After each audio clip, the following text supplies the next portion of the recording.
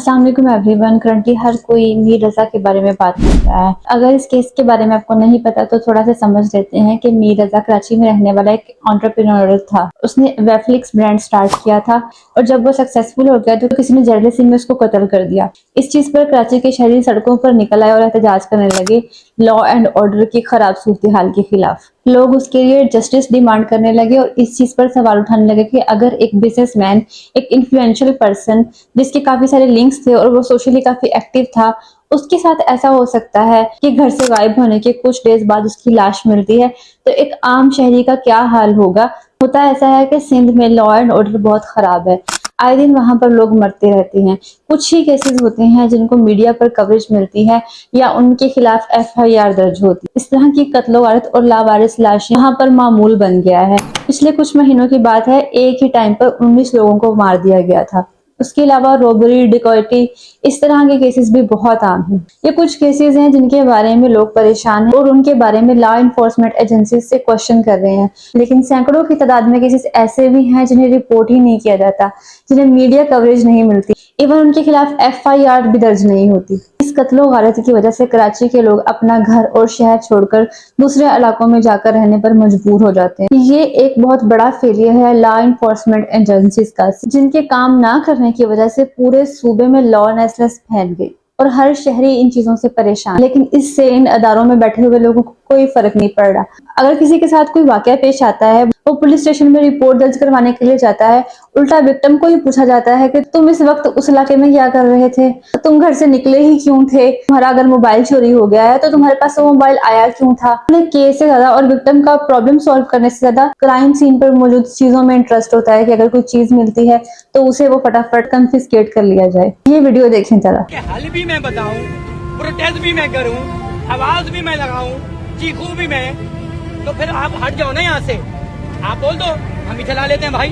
थाने में लड़का अगर किसी का मोबाइल छीन जाता है, कोई 20 साल का लड़का जाता है, उसको मजाक उड़ाया जाता है। अच्छा 20 साल की उम्र में आईफोन, कंटेंट क्रिएटर हो, कितने कमाते हो, पैसा कहाँ से आ रहा है, तुम नाचते तो नहीं हो।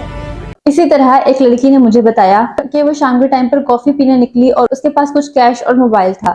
इसी टाइम पर चोरों ने उसकी गाड़ी को रोका, उससे मोबाइल और कैश छीना और भाग गए। जब वो पुलिस में रिपोर्ट करवाने गई तो आगे से पुलिस वाला उसे 100 तरह के क्वेश्चन करने लग गया। तुम्हारे पास मोबाइल कहाँ से आया था? ओ अच्छा, फलां मॉडल था। एफआईआर काटने का वो नाम भी नहीं ले रहा था।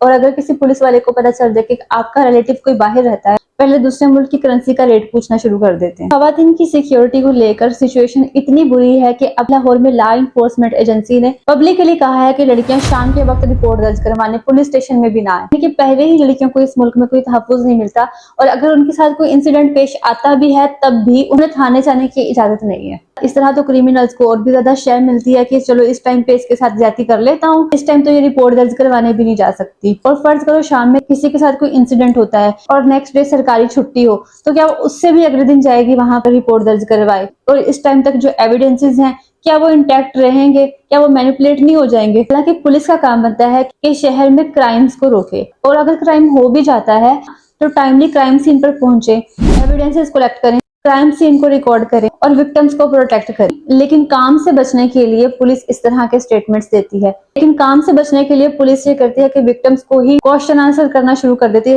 जैसे उसी की गलती थी कि उसके साथ कुछ बुरा हुआ। पहले ही पाकिस्तान जेंडर इंडेक्स में सबसे लो रैंक करता है। पहले ही खवातीन सड़कों पर फ्रीली चल फिर नहीं सकती। सड़कों पर तो क्या, वो तो थानों में भी महफूज नहीं है। According to transparency international report 2023, police के डिपार्टमेंट में 100% तक करप्शन है। ये मैं नहीं कह रही, ये इंटरनेशनल इंस्टीट्यूशन कह रहा है जो करप्शन को रिपोर्ट करता है। उसके अलावा पुलिस डिपार्टमेंट का एक ये भी मसला है कि पुलिस वालों को मॉरल ट्रेनिंग की जरूरत है। एक दफा मैं एक इवेंट पर गई थी जहाँ पर सिक्योरिटी डिप्लॉय थी।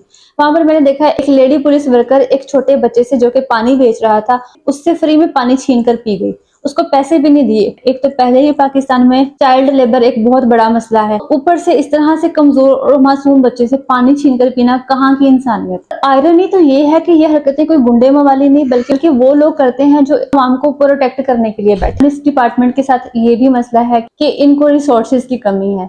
पुलिस स्टेशन में प्रॉपर इक्विपमेंट नहीं है, इसके अलावा पुलिस वालों की कोई प्रोफेशनल ट्रेनिंग नहीं है, इन्वेस्टिगेशन का पता तक नहीं है, एक केस को टेक्निकली कैसे हैंडल किया जाता है इस चीज का इल्म नहीं, काफी ज्यादा अंडर स्टाफिंग का भी मसला है, यानी कि पुलिस की नफरी कम है और जो थोड़े बहुत पुलिस वाले भर्ती हुए भी हैं वो भी कोई पढ़े लिखे लोग नहीं है। इन प्रॉब्लम्स को सॉल्व करने की जरूरत है ताकि गवर्नेंस को अच्छा किया जा सके। अगर आप गवर्नेंस को समझना चाहते हैं तो मेरी ये वीडियो देख सकते हैं। कमेंट सेक्शन में जरूर बताएं कि पुलिस के इदारे में रिफॉर्म्स कैसे लाई जा सकती हैं। आज की वीडियो में इतना ही, मिलते हैं नेक्स्ट वीडियो में।